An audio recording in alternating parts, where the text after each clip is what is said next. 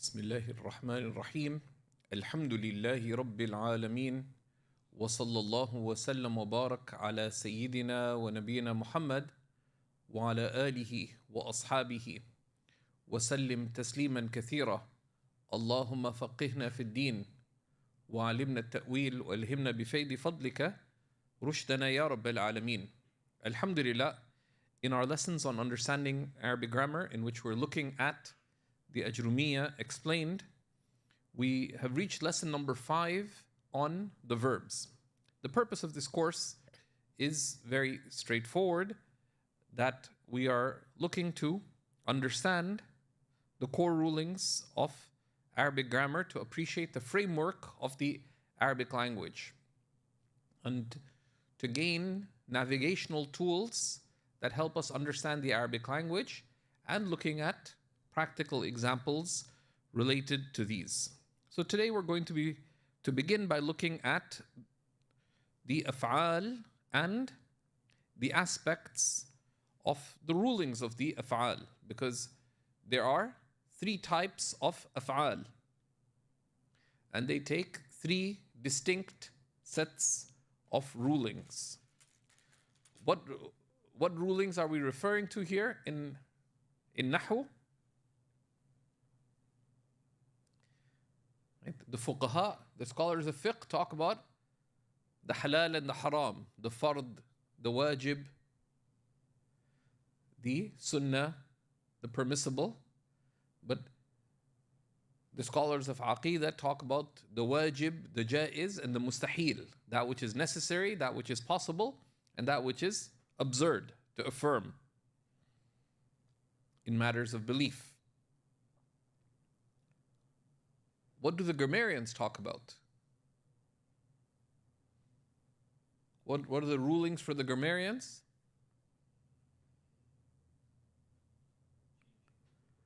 Yeah, but the ruling is, what is the grammatical state of this? Right? So is it mabni or is it mu'rab?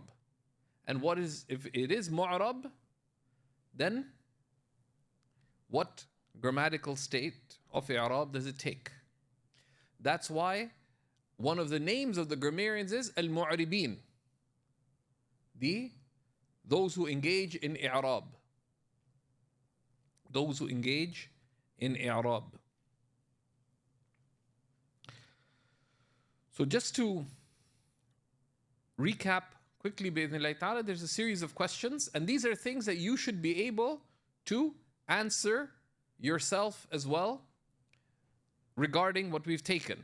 So the first question is, what is i'rab? Now the best way of knowing something is simply to have it memorized, right? And this is one of the elements of our intellectual tradition, and it works. It works. That's how our deen was preserved. That's how the Islamic sciences are preserved. And an alim, and a person of knowledge, is one who knows. And they know with precision, with clarity, with depth, with nuance, and understanding. But to be a person of knowledge begins by knowing. Simple as that. So what is i'rab again?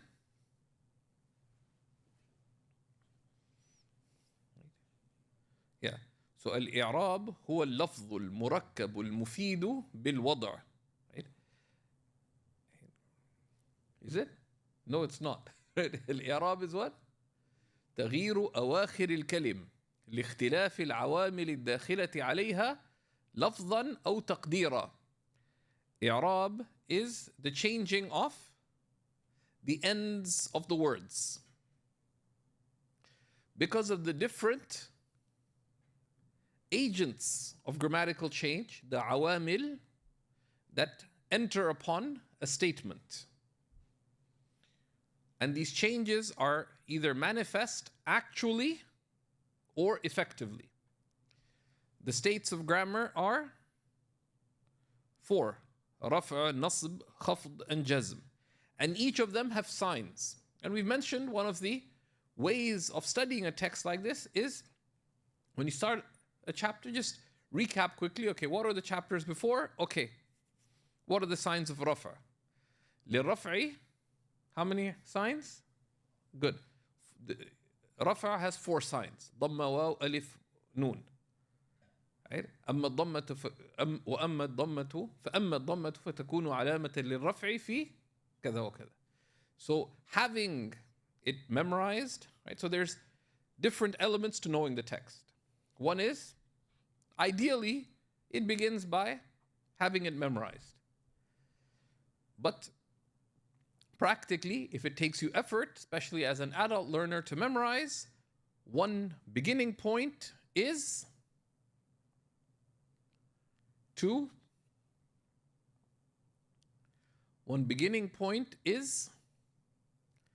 write out the text. To write out the text. And writing out the text has the benefit also of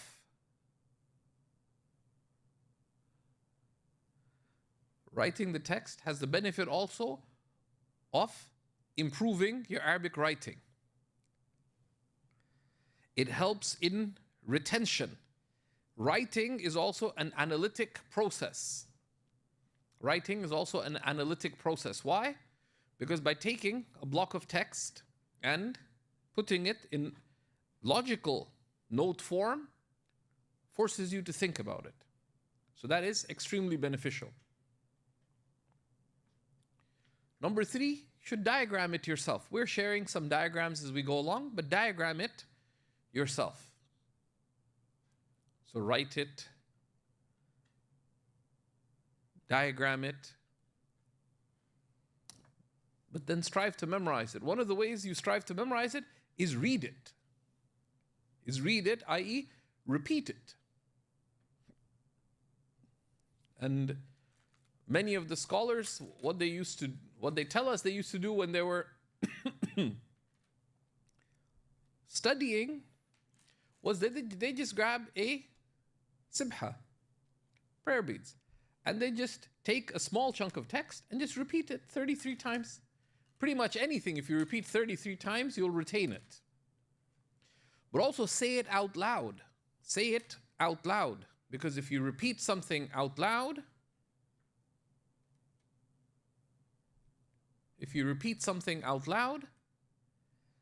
hearing yourself helps you in memorizing as well. The more senses you get involved in the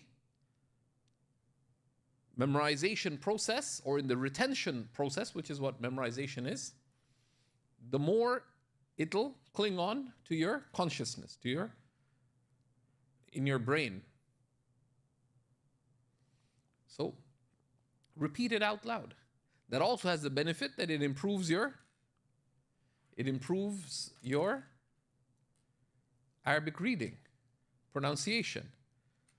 If you struggle to pronounce, get a partner to go through it with you. It also helps to listen to it. So to have a good recording of someone reading out the Ajrumiyya. And remind me, inshallah, we'll share a recording of that as well. So these are things all coming together help with the retention of the text. But this notion that I'll just understand it and move on is not how really knowledge is retained.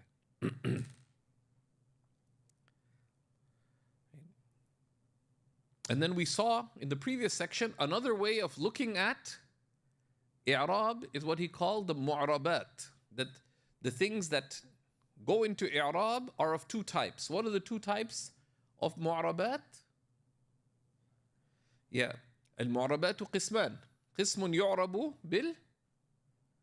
بالحركات وقسم يعرب بالحروف. Those that are in i'rab through harakat, through the vowel marks, and those, the default is that they're in rafa with the dhamma, nasb with the fatha, jar with the kasra, and jazm with the sukoon. And there's a handful of exceptions. So if you got the exceptions, you know, a broad chunk of the states of i'rab. And قسم يعرب بالحروف, and some that are in i'rab through huruf. Those two have a default setting. This is a simple breakdown. These, if you do these things, if you write it out, if you diagram it, if you repeat it to yourself, if you work on memorizing it, but then you work on some examples as well, it helps retain. Okay, today we're going to begin by looking at the types of verbs, the babul af'al. And these are three. يعني ماض يعني الأفعال ثلاثة ماض ومضارع وأمر. The فعل ماضي, and it's called ماض because this is from the usages of the Arabs. The Arabs, ماضي has a ya on it. ماضي. And the ماضي should have a dhamma on it. ماضي. Now that's heavy, right? Because the ya is preceded by a kasra, so you go down. ماضي. Right? ماضي. So it's heavy. The Arabs consider that heaviness to be a burden. So what did they do? This came from the consistent usage of the Arabs. They just deleted that ya. So big. And instead they put a tanween. Kasra and tanween. So it became madin. Madin. Similarly, you would say جاء القاضي, but you say جاء قاضٍ.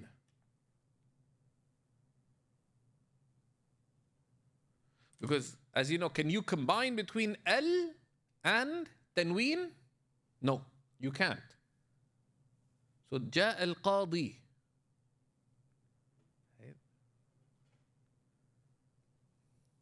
But without the al, you say جاء قاضٍ. Same قاضي. So here, this is why it's ماضٍ ومضارع وأمر. وأمر. Right? And the basic form is ضرب يضرب اضرب. Right? اضرب. And each of these have definitions. Each of these have definitions. So we'll look at these.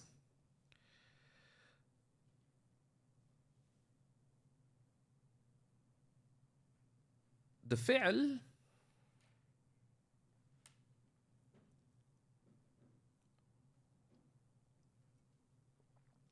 itself has two key elements, which is one, it indicates an act. ما دل على حدث. That it indicates an act. And second, it indicates the time range in which it took place, which is, so ماضي is in the past, the mudari' is present or future, and the amr, the command, is necessarily in the future, if it's a literal command. So those are the two elements of the fi'l. Right?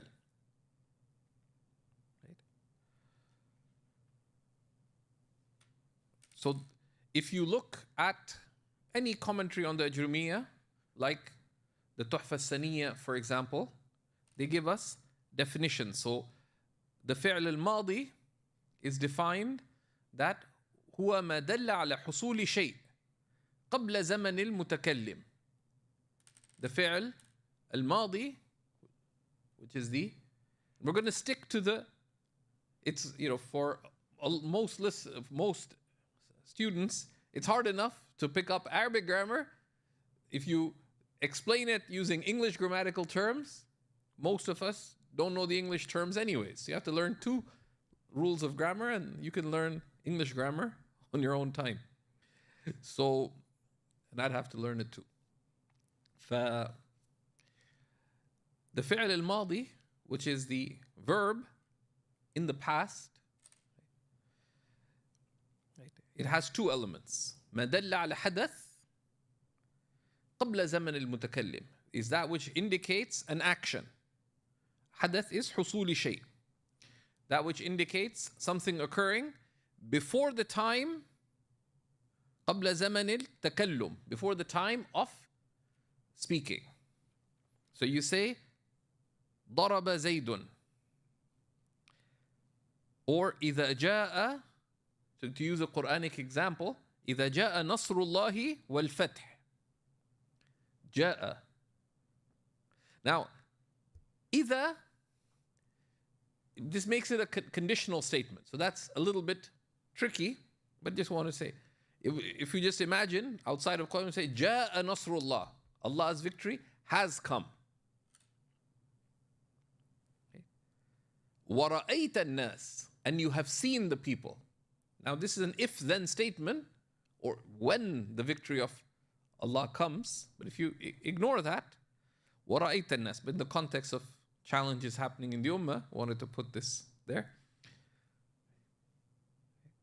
وَرَأَيْتَ النَّاسِ. So here, what is جاء? Is a fi'l ماضي. Right?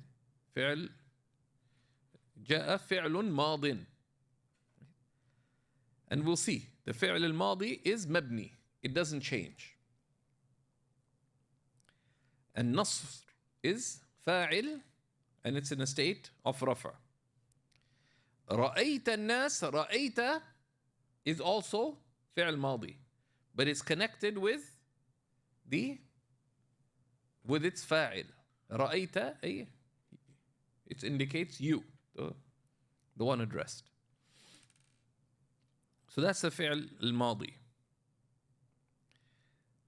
The فعل المضارع, it's هو ما دل على حصول شيء, that which indicates the occurrence of something في زمن التكلم أو بعده, at the time of speaking or after. يجلس زيد على الكرسي. Zayd is sitting on the table. تأكل البنت التفاحة. The girl eats the apple, for example. So, the fi'l al-mudari', this is the default setting. Many interesting things can happen, because when the agents come in, they can project it in the future, throw it back into the past. But in its default setting, the mudari' indicates present or future.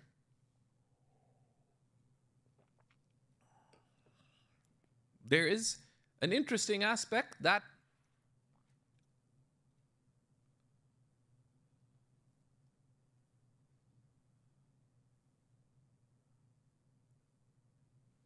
notice in your du'as.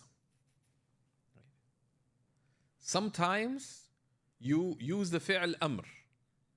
But the fi'l al-amr, when you address Allah, it's called du'a. The form is exactly like the fi'l amr.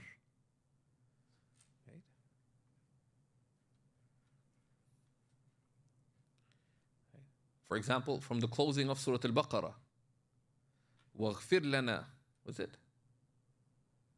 وَاعْفُ عَنَّا. وَاعْفُ عَنَّا. When we don't say that's fi'l amr, we say that's du'a. Right? That's du'a. But the grammatically it's an amr. But the amr is from one who's above to one below them. From below to higher, it is called du'a. وَاعْفُ عَنَّا وَاغْفِرْ لَنَا. warhamna. These are all in the amr form, but it's called dua. That's one mode of dua, that we use the sigha of the amr. But sometimes we say astaghfirullah. For example, and astaghfiru, what form is it in? Astaghfirullah. What type of verb is it? Mudari'.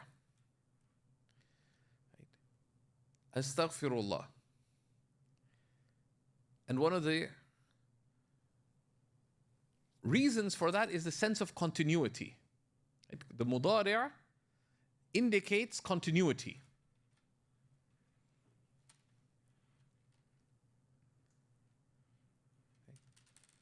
Well, the amr, you're asking. You're asking. So when you're asking, it expresses need. But you could say, Rabbi ighfirli. But you can also say, Astaghfirullah.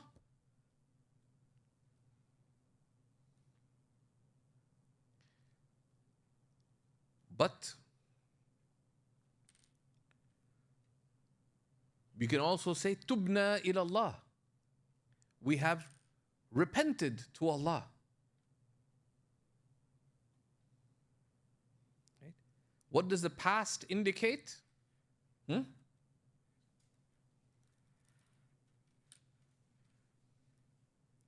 Something that's a done deal. It's happened already. So what is the dua of Sayyidina Adam and Sayyidina Hawa? Rabbana ظلمنا أنفسنا. Right? We have wronged ourselves. Right? It's putting it in the past, or what does it affirm? That it's true. It's true. But also indicates that it's done. It's finished.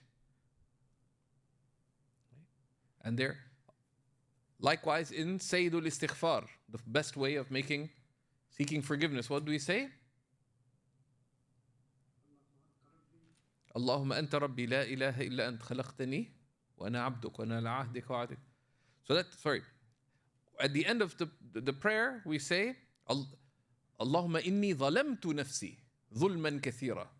Right? I have wronged myself. That you're projecting your wrong into the past. That's done. وَلَا يَغْفِرُ الذُّنُوبَ إِلَّا أَنْتَ فَاغْفِرْ لِي. So forgive me. But when it's in the past tense, that it's done. Right? Either to indicate its gravity, that I truly wronged myself, but it was in the past, it's done. It's not presently true. Right? So it's very useful to notice the shift in tense in our du'as. Right? Between the default, the dua when you're asking Allah is, there's sighat al-dua, it's a fi'l amr being used for dua. So it'd be called dua. And it follows the grammatical rules related to that. You'll start noticing lots of sukoons there. Rabbi ighfir li. For example, ighfir, sukoon. Irham, me. There's all these sukoons, because that's the default of that. But you'll also notice that sometimes it's ascribed to oneself.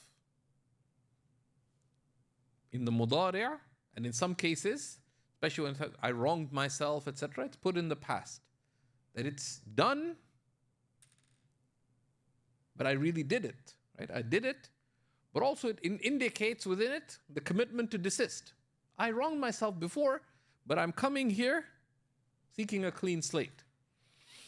So it's good to notice these in our day-to-day. And one of the ways to practice your Arabic is to practice on what you already know. Similarly, in some of our adhkar that we say, Alhamdulillahi alladhi at'amana أطعمنا, what form is it? What type of fi'l is it? Madi. Yeah. Jazakallah khair. Is the Madi. Who has fed us. It's also good just to reflect on meanings. Because who ate the food? Like if you ate it. But when you finish your act of eating, what do you say?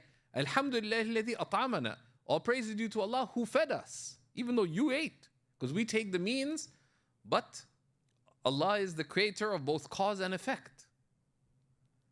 Wasaqana, and who gave us to drink. It's not just He facilitates the means of it.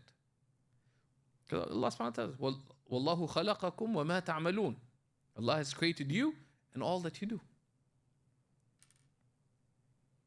So it's also important as we notice the language of it, this is fi'l madi. Because it's done, so when we finish things, when we make dhikr, the athkar, at the ends of things, frequently are in the sighat al-mudari', in the sighat al-madi, because it's done. Alhamdulillah alladhi at'amana. All praise to Allah who has fed us. Wasaqana, and who has given us to drink. وَجَعَلَنَا مِنَ الْمُسْلِمِينَ, and who made us of the Muslims. Of course, there's many other components to that. Because you go from specific blessings to more comprehensive blessings. Similarly, when we get into the car, etc., notice in your du'as, practice Subhana alladhi sakhara lana hada. Sakhara is a fi'l. What kind of fi'l? Madi. Right? Again, and that's one of the things with blessings. Right? Because the blessing is already there. Who has given us taskhir, control over this. وَمَا كُنَّ لَهُ مُقْرِنِينَ. Then it continues. And lots of other du'as. So that's one of the obvious ways to practice. But you practice the grammar, but then reflect on the meaning. Reflect on the meaning, that's your religious duty. But the true grammar, as the ulama tell us, is not the grammar of the tongue, it's the grammar of the heart. That's the nahw al-kabir. The greater grammar is the grammar of the heart, which is the state of your heart in your speech, in your life. Okay. That's the mudari'. And then you have the amr. Fi'l al-amr. Okay, there shouldn't be an L there. There's a... Okay, it should be like this. Okay, fi'l al-amr. هو ما يطلب به حصول شيء بعد زمن التكلم. It is that which the occurrence of something is sought after the time of speech. لا تجلس على الكرسي, or لا تأكلي هذا. With in the feminine form, because it would be تأكلين, and when the la comes into it, the noon is deleted. So, in the matan itself, it says that الأفعال ثلاثة ماض ومضارع وأمر نحو ضرب يضرب واضرب. And we explain that. These take rulings. These take rulings.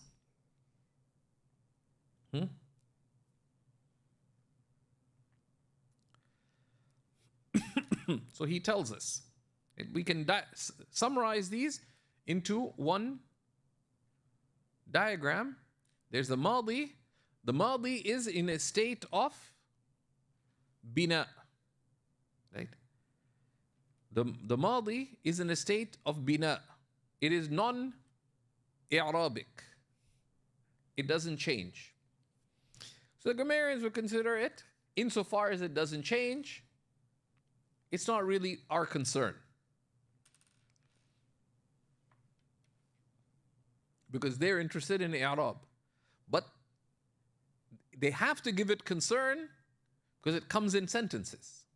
So, but really their concern surrounds it, but they kind of have to pay attention to it. Right? It's like if you accepted your friend to visit, but they brought their kid. Now you can't just feed your friend, you have to feed their kid too. They're part of the package. Right?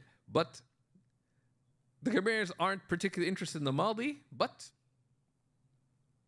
because the focus of nahw is i'rab. But the fi'l does not exist without the fa'il.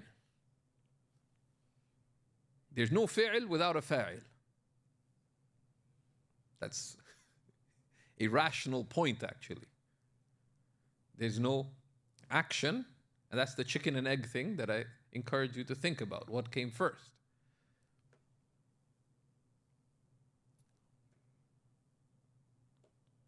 And ultimately, you could say whatever Allah created first came first, right? But so it'll be a trick question. But the fi'l madi is, he says, is maftuhul akhiri abada. So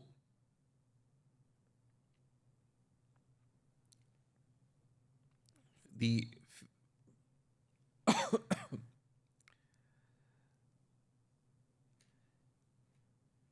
the more rigorous grammatical consideration for the fi'l al-madi is that it's always maftuh. Right? It's mabni. So it has one grammatical condition, which is maftuh. But it may circumstantially lose that fatha given what is connected with it.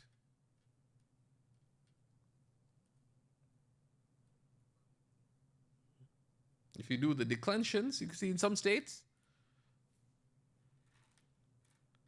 For example, how do you say I hit? Darabtu. But daraba,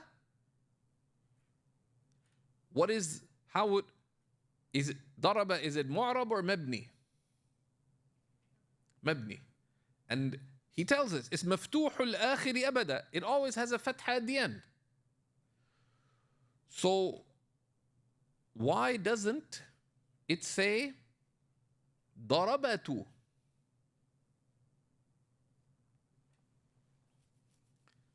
So this is where the i'rab comes in. The Arabs considered too many harakat together to be heavy. Just try saying it. Darabatu. It's heavy. The Arabs didn't like it. So whenever they had what's called tawali al-harakat, consecutive harakas, they put a sukoon in. It's like in the desert, you know, you're headed, too much motion causes commotion, right? So you got to take a pause. So darabatu, they just said darabtu. And it sounds better. And i'rab, part of the beauty of Arabic too, is i'rab is appropriate expression. It's expression, but it has a sense of appropriateness or suitable expression.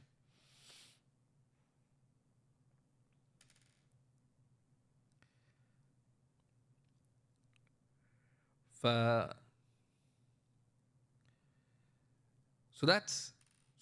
it's always maftuhul akhir. When it's not, like darabtu, it's because of or how do you say we hit? Darabna, same thing. So you say darabna, daraba fi'lun madin mabniyun ala al-fath. Right? That's daraba. But wasukkina, but it was given a sukoon because of what came after. We'll look at that when we come to it. Right? So it is in bina. Because that's one of the things. How is it in bina if it's changing? It only changes out of circumstance. That's like if we say that Brother Shamim doesn't drink black coffee. But I see you drinking coffee. So, oh, I only have it if it's offered to me. Does that vitiate the fact that you don't drink it? No. Okay. And then the mudari' can be distinguished in two ways. The mudari' can be distinguished in two ways. Right? So he'll tell us that والمضارع ما كان في أوله إحدى الزوائد الأربع. The mudari' has one of the four zawaid, which is extra letters. يجمعها قولك أنيت.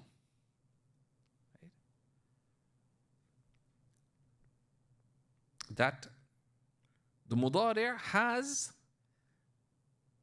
an indicator of it being a mudari'. It takes one of these extra letters in the beginning. For example, you have daraba. How can you tell that this verb has gone into the mudari' state? It takes one of these extra letters in the beginning. Anaytu. Anaytu like adribu. Or nadribu. Or yadribu. Or tadribu. And the other, similar in the dual and plural format. So but this is just an indicator. Why?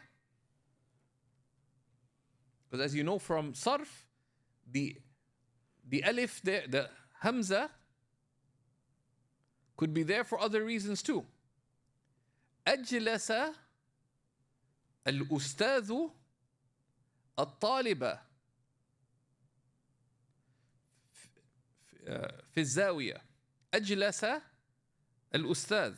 Is this not one of these extra letters? It is. So these are indicators, but there's other elements that need to be found. Because أجلس is it a فعل مضارع? It's a فعل ماضي. Right? It's from the أفعل pattern. The أفعل pattern. Which take جلس is to sit, أجلس is to make another sit. And if you ask the grammarian, the nahwi, explain that to me, he said, go to the DOS, to DOST, Department of Sarf things. That's their department, not mine. Okay.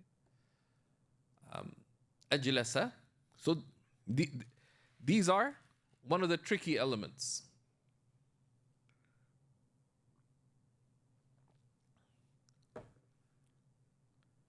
Similarly, the ta could also be there from some of the sarf patterns.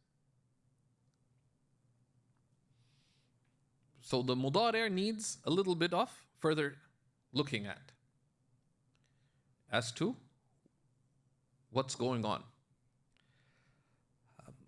That's why it's also the basis of lugha is sama'. So we get a structure for the language, that's grammar, but you flesh it out through hearing. And very interestingly, Imam Muhammad Murtada al-Zabidi. Did I mention Imam al-Zabidi? Okay. Imam Muhammad Murtada al-Zabidi,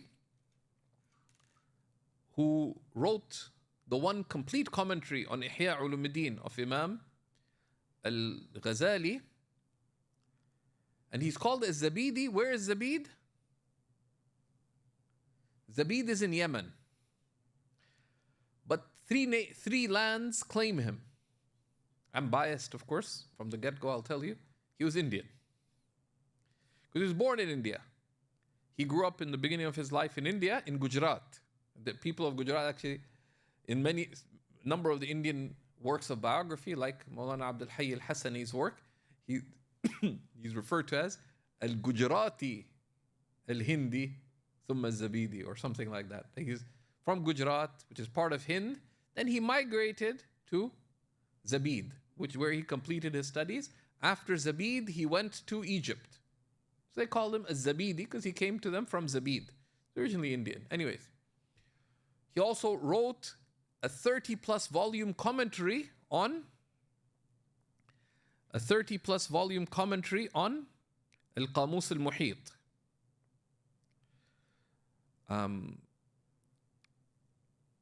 By himself. And he's not that far away. He died in the year 1791. It's 1791 of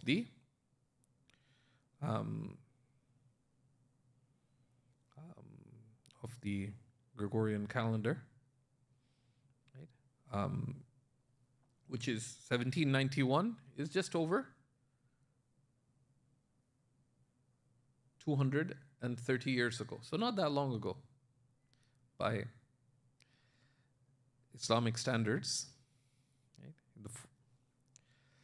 So Imam Muhammad Murtada al-Zabidi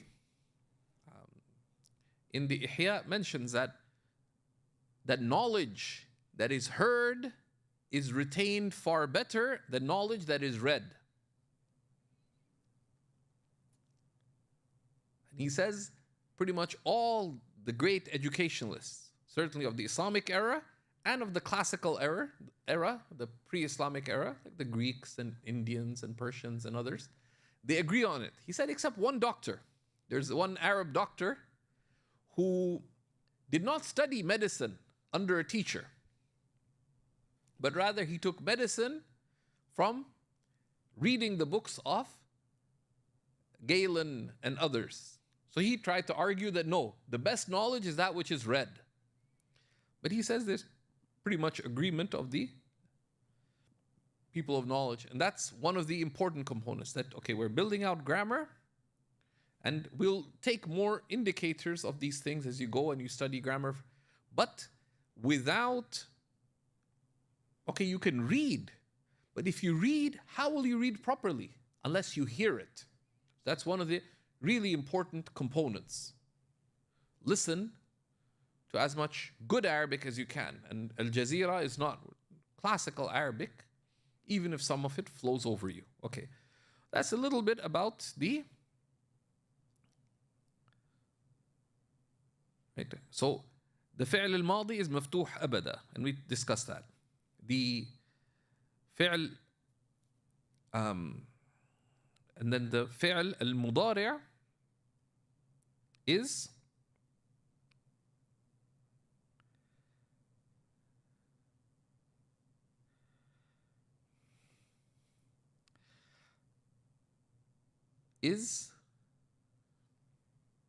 what's the fi'l al-mudari' doing? The fi'l al-amr, he says, is majzumun abada. The fi'l al-amr is majzumun abada. And so fi'l al-amr is majzumun abada.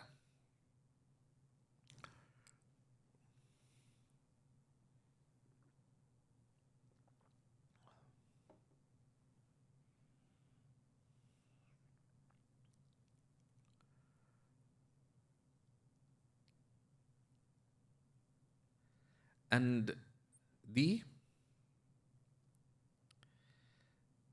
fi'l al-mudari' has one of these extra things in the beginning. The alif, the noon, the ya, or the ta. And anaytu has the meaning of drawing closer. Because you could have constructed it, because you could, some of the grammarians say na'aytu. Na'aytu, and it's come in the Quran, na'a. Na'a means to go away. But anaytu, that's from the marvels of the Arabic language, right? Though rigorously the grammarians saw that words that are similar in structure, is there a grammatical relationship between them? And they say no. But it's uncanny that if you move the words around, it's almost like, these amazing things happen. They happen, but they're not grammatical rules governing them. So, for example, alima. Alima is to, what's alima? Alima, to know. Ain, lam, mim. But then you say amila, which is to have acted. Correct? But then you have lama'a, which is to shine. Now, there's nothing grammatical about that. Right? So it's like if you're teaching, if someone was stuck for some reason, they're teaching grammar to a bunch of Zionists. And you just mention animal names. You say, I am not saying anything. I'm just teaching you grammar. Okay? But there are connotations that arise consistently like this. And there's a philosophy of that. It comes up elsewhere. So here, these 4 letters, he says they are, the zawaid are, nahw qawlika anaytu. You could also say na'aytu. Na'a is to go away. But anaytu means to draw closer. And the commentators, like I'm looking at a work called Hashit al-Ashmawi, he says that the author is using the term anaytu, I drew closer. Right? This in Arabic called tafa'ul, is a optimistic hopefulness that Allah subhanahu wa ta'ala will draw me closer to the acquisition of this knowledge, or will draw me closer to Him.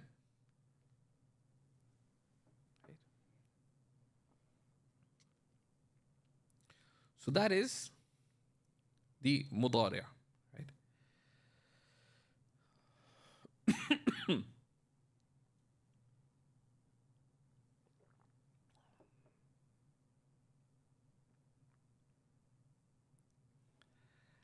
And the amr being majzoom is controversial. Right? He tells us, right, that al-amru majzoomun abada. Here you could put a big asterisk, because there's difference of opinion about this. There are 2 great schools of Arabic grammar, of classical Arabic grammar. Who were the Kufans and the Basrans. Kufa and Basra are both in modern-day Iraq. That's not really the heartland of Arabia proper. It is on the side of the heartland of Arabia proper. Kufa arose as a garrison town during the age of Sayyidina Umar ibn al-Khattab. And Basra flourished likewise. Sayyidina Umar ibn al-Khattab radiallahu ta'ala anhu forbade the Sahaba, particularly the senior Sahaba, to leave Medina.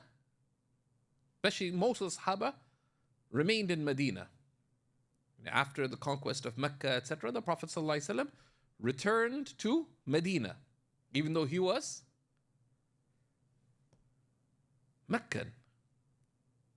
Allah swears, لا أقسم بهذا البلد. The balad is Mecca.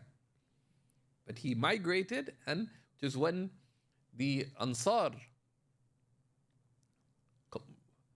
complained, how come all the spoils of war were being given to the new converts from Quraysh and to the Bedouins, and random Bedouins were coming. They didn't know who this man was. Just, he's so generous, you don't even have to ask, he'll give you. But the Ansar didn't get anything. Some of them said, they asked the Messenger of Allah sallallahu alaihi wasallam, He said, are you not content that these people have the scant, fleeting matters of this dunya, and that you return with Rasulullah sallallahu alaihi wasallam? He said the Ansar will not cross any valley or go up any pass except that the Prophet sallallahu alaihi wasallam will go with them. They got the greatest reward, and the Prophet sallallahu alaihi wasallam returned there, and that's where he is buried, sallallahu alaihi wasallam. But after a while, after consolidating many things, Sayyidina Umar sent at least 1,000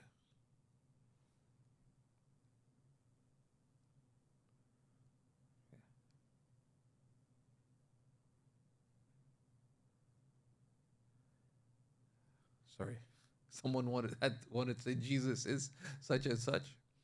Jesus is beloved to us, alayhi salatu wassalam, wa ala nabiyyina afdalu salati wa tammu taslim. But what he wrote was false, so I just deleted it, sorry. So Sayyidina Umar sent over 1,500 companions to Iraq, principally to Kufa, and at the head of them, Sayyidina Abdullah ibn Mas'ud, and many other great companions. And it flourished as a place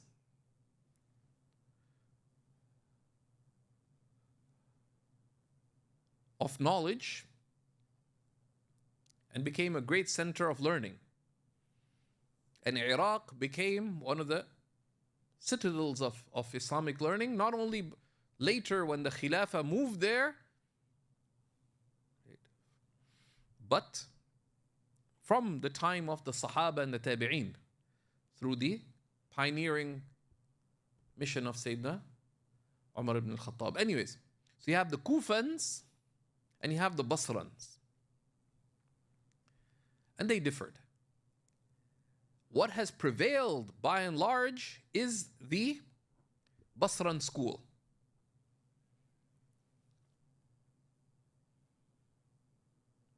But there are arguments for the Kufan school, and there are some who held that the Kufans were wronged grammatically. But that's a separate story. It's intriguing that sitting in northwest Africa, Ibn Ajurrum has a range of choices that are Kufan choices, such as his choosing the word khafd rather than jar. Here he says, وَالْأَمْرُ مَجْزُومٌ أَبَدًا. Even though this is the Kufan method, that fi'l amr is majzoom.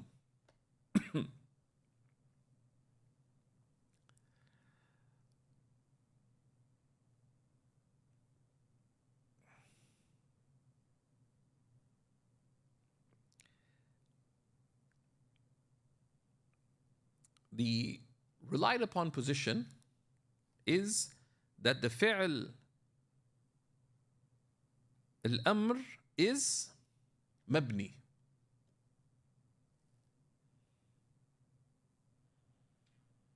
Right? Is mabni. And it's mabni in two ways. It's either mabni ala sukun, right? If it's sahih al-akhir, in the normal state, idrib. Right? Fi'l amr, idrib, hit. So it would be, it's a fi'l amrin, and it's mabniyun ala sukun.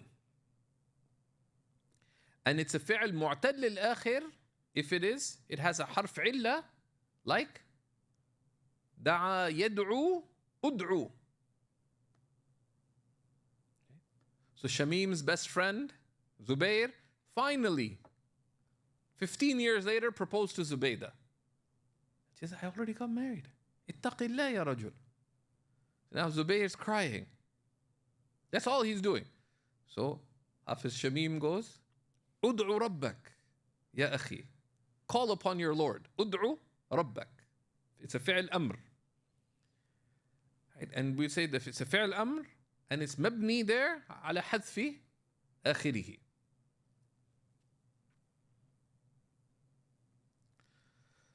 And we'll share the expressions that they use. That the fi'l al-amr is in a state of, the fi'l al-amr is mabni. On what? On the state in which it is in jazm in.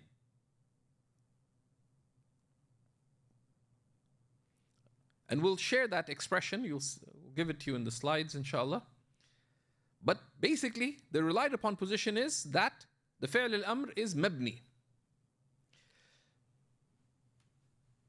That's a bit of a headache. So some of the ulama, just at a beginner level, they just say it's majzoom. Because it behaves exactly like it being in jazm. Why would they go into this? Because Arabic's very logical, it's a very rational language.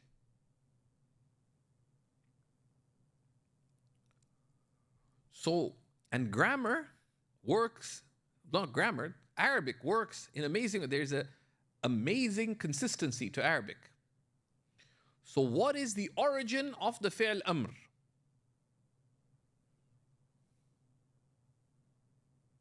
There's a lot of modern sciences related to the philosophy of language and the theory of language and all this. But the grammarians right from the first 2 centuries were thinking remarkably deeply on why the language is the way it is. And the reason for that is to understand how there's exceptions. Because there are exceptions in the Quran. But you only appreciate, why is it an exception?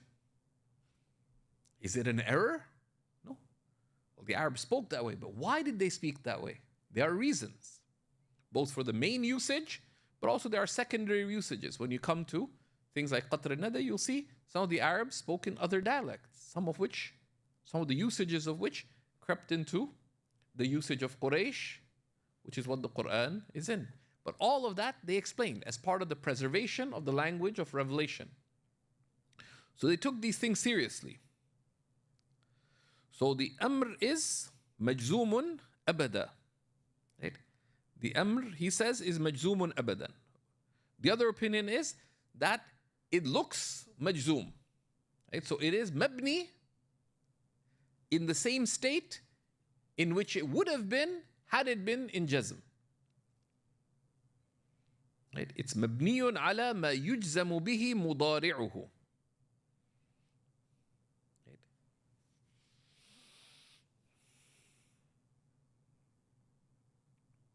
And it goes back to what is the origin of the amr. The Kufan said that idrib is actually,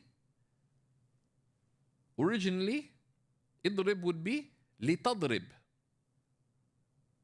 with a lam al-amr before it. But that's too long-winded, so they removed it.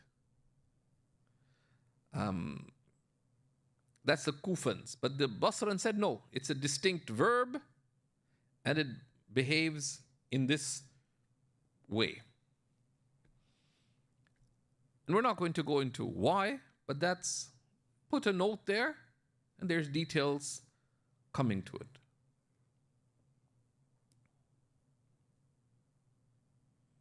Okay, so that's the fi'lul amr. And the mudari', he says, so in this sense, grammar is primarily interested in what type of word?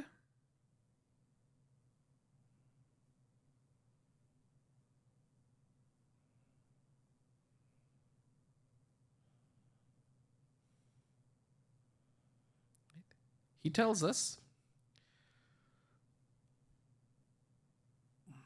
والمضارع ما كان في أوله إحدى زوائد الأربعة يجمعها قولك أنيت وهو مرفوع أبدا. The مضارع is always in a state of رفع.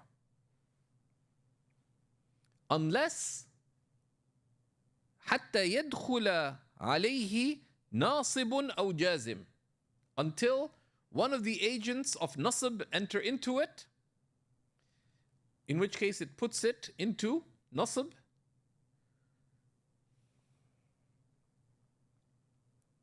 So يضرب زيد, أراد زيد أن يضرب عمرا.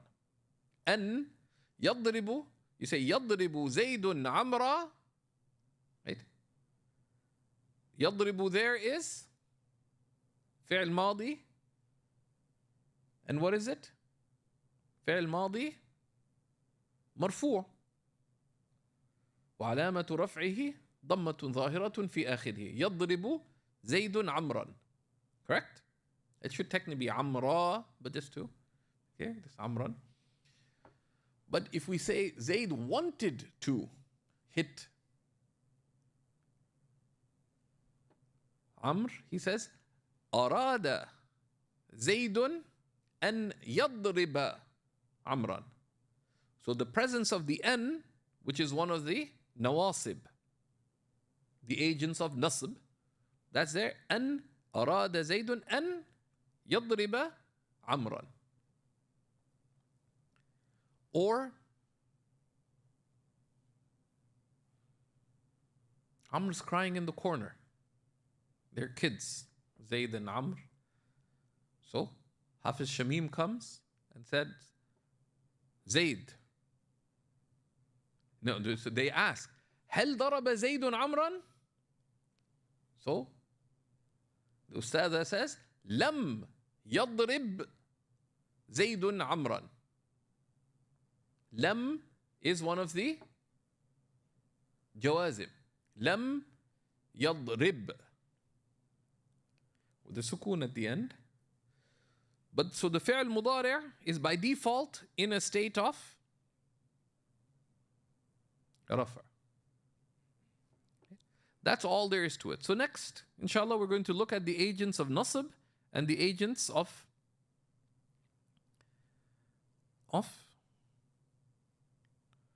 jazm.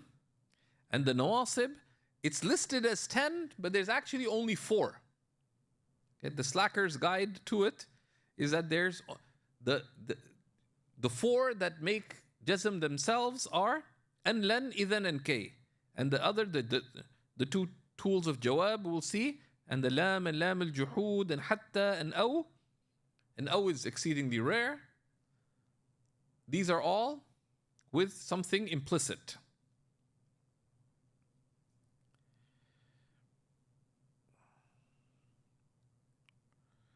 So we'll look at those next session, bi'idhnillahi ta'ala. And these are lists, again, you retain them, but also it's good to keep these things in mind, that you don't have to know all of them. And an, lan, idhan, kay, these are common. The lamu, kay, etc., we'll look at these. Some are more common than others. Similarly, the jawazim look very threatening. Because how many are there? 18. Lam, lamma, alam, alamma. One of the ways to break down long lists is to cluster. Because you have lam and its similars. Because lamma is like lam. Alam is also connected with lam. Alamma is from the same category. So the 18, and that's how any long list, you just break it down into smaller lists. So the lam and its gang, the gang of lam, and then there's lam of what? Lam al-amri wa du'a. Okay? La fi nahi wa du'a. In wa ma wa man wa mahma. And then the rare ones. In some of these, like, and even like 18, idhan fi shi'ri khassa, only in poetry and only rarely. We'll talk about those. But anytime like this, you have a long list, you break it down, that's 18, you cluster them in 4. You say the first one has 5, the other one has this other one has this. just makes it much easier to retain.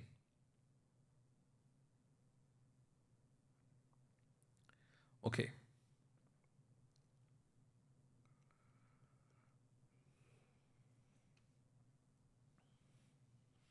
So we ask Allah subhanahu wa ta'ala to grant us understanding and resolve. Wa sallallahu ala Sayyidina wa Nabina Muhammad wa ala alihi wa sahbihi wa sallam.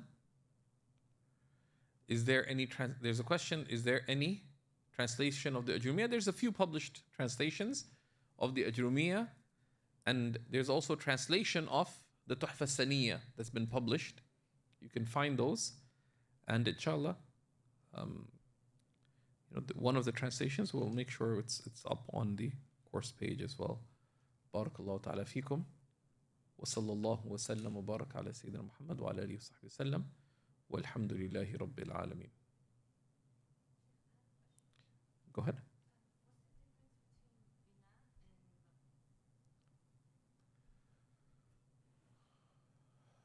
So the word, it means the same thing, but bana yabni bina'an. So the bina is a masdar, right? And when you describe something, you say fahuwa mabniyun, right? So like the sarf of it, bana yabni bina'an. And you describe something as being fahuwa mabniyun.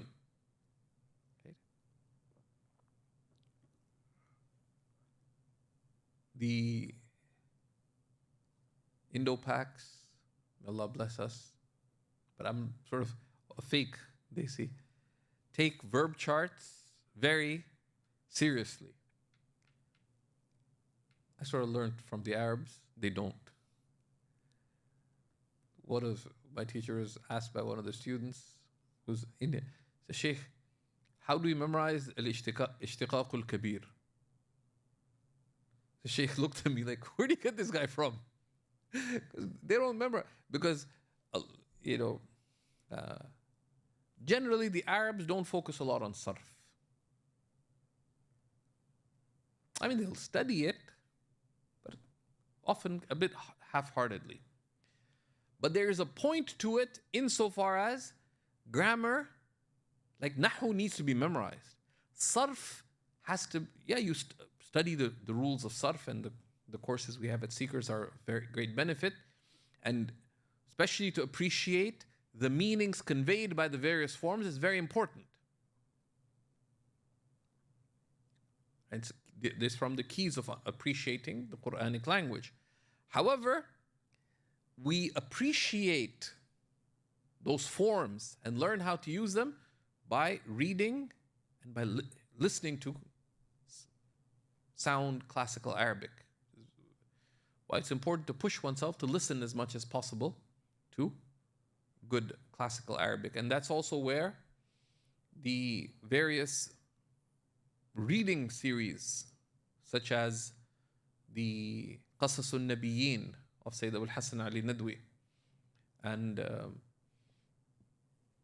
Al-Qira'atul Rashida, also by him, and his work Khatamun Nabiyyin, and Sallallahu Alaihi Wasallam, and his, those three at the learning level. He also has a intermediate level work called Min Mukhtarat Min Adab al-Arab. These are even in contemporary primary and secondary madaris, they cover these. Those are very useful, but they're also beneficial in their content, because Qasas al-Nabiyin are stories of the prophets, but they begin with very simple language structure, and those are exceedingly beneficial to pick up vocabulary, but also you learn about the prophets. And even the Qira'ah al-Rashida is of much benefit. وصلى الله وسلم وبارك على سيدنا محمد وعلى آله وصحبه وسلم والحمد لله رب العالمين.